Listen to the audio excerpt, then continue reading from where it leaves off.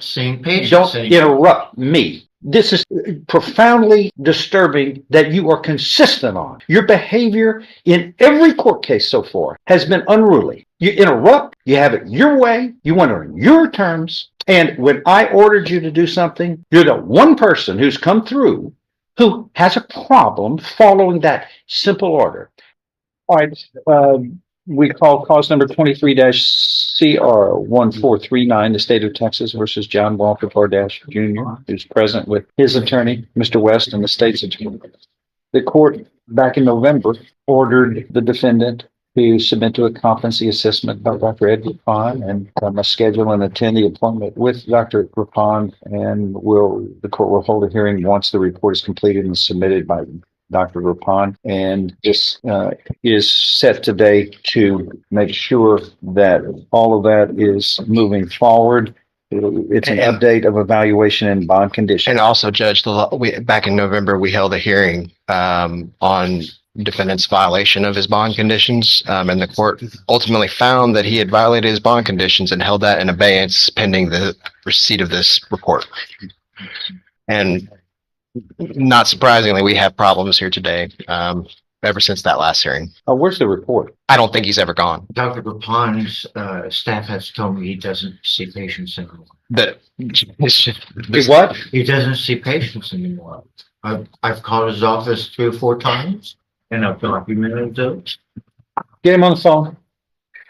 No, that's not what we talked about. Well, about 2 weeks ago during a Christmas event. Don't interrupt me. This is profoundly disturbing that you are consistent on. Your behavior in every court case so far has been unruly. You interrupt, you have it your way, you want it on your terms, and when I ordered you to do something, you're the one person who's come through who has a problem following that simple order. Dr. Rapon and I have discussed his methodology in doing things, and he says he's limited his patients, but he's seeing everyone I am sending to. He does work directly with me, and I think there's some other judges as well. But he assured me that anytime he needs something, and it was the effect of, if you think if you've heard I've retired, that's wrong. Now, what's your problem? Well, my problem is that when I call his office, and get him on the phone. It took me 3 or 4 Judge, times. I need to make the court aware that the other purpose for which... Well, let him finish, and then you can do it. Okay. I have called his office 3 or 4 times, and I finally got his staff on the phone, and I was told by his nurse practitioners that he no longer sees patients at all. And the way you must have handled that, I can only presume the way you handled it, like you handle every conversation that we have had with disruption and contempt and defensiveness and divisiveness. I can understand how they would think that. You can roll your eyes all day. You can roll your eyes all day, but that is a fair analysis as I look at you and deal with you. You can disagree all day, but I'm the one making the decisions. And Judge, Truly, it takes a special kind of talent to turn a simple court-ordered appointment into a full-blown saga of missed calls, imaginary retirements, and world-class eye-rolling. Yet somehow, through all the fog of confusion and non-compliance, the only consistent voice of reason is the one wearing the robe, who, shockingly, still manages to keep the courtroom from becoming a circus despite being handed the role of ringleader by someone auditioning for every role but the responsible one. Bravo to the patience that robe must come with. To make the court aware that since that last hearing, Mr. Bordage changed his GPS monitor at Johnny's Auto, changed his GPS monitor so that he would not get these electromagnetic readings. He has still continued to harass Johnny's Auto. He's insisting they file murder charges against our office and this court because he claims that his GPS monitor is killing him. And on a weekly basis, including on Christmas Day, he has continued to harass Mr. Payton.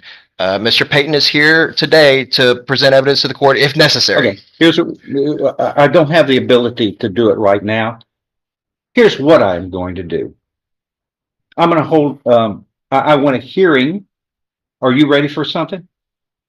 Are you ready for any kind of hearing today? Whatever we need, Your Honor. I don't know what the hearing's for, but On whether his bond should be revoked. And Judge, Yeah, I'm going to give it to, I'm going to set this for Monday. Monday? I'm going I'll to be set fine. this for Monday.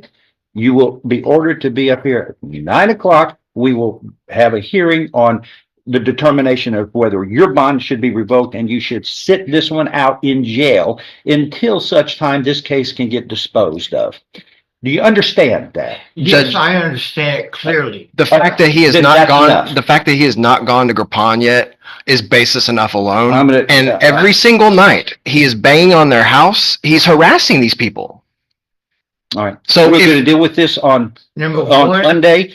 You say another word, you'll go to jail. You say another word and interrupt this court, you will go to jail. Mister, I have to have it on my term only.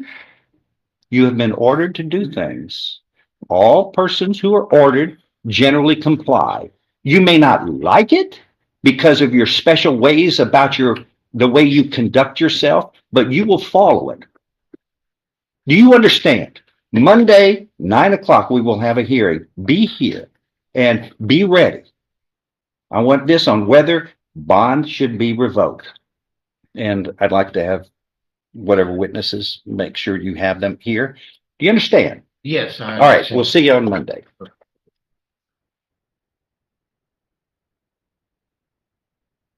All right, here.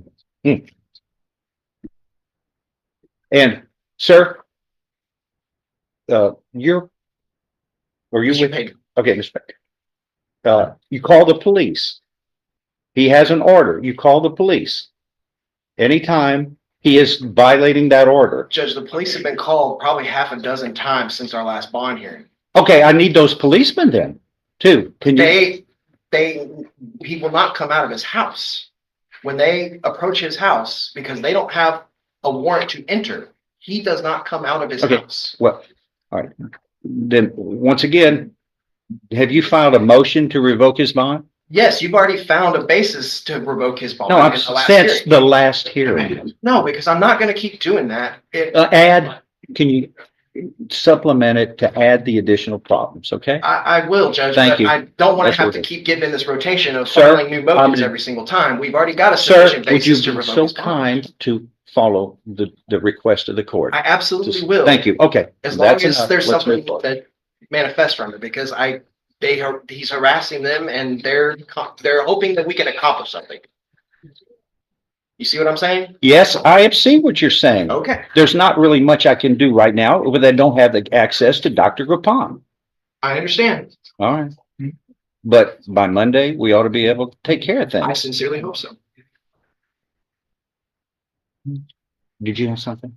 I was just gonna let you know if you were speaking to the gentleman, he's hard of hearing, he didn't hear anything. you Oh, okay. Thank you. You're welcome. All right. We are going back into the trials. Some people confuse a courtroom with a stage and a judge with a patient therapist. But thankfully, someone here actually remembered they're running a court and not a circus. Despite one man's passionate mission to redefine chaos, complete with DIY GPS surgery theories and unsolicited holiday harassment, the judge manages to keep the entire sideshow from spiraling. Calm, commanding, and somehow still sane, they lay down the law while navigating nonsense like it's just another Monday. Honestly, if patience were a felony, the bench would be doing hard time.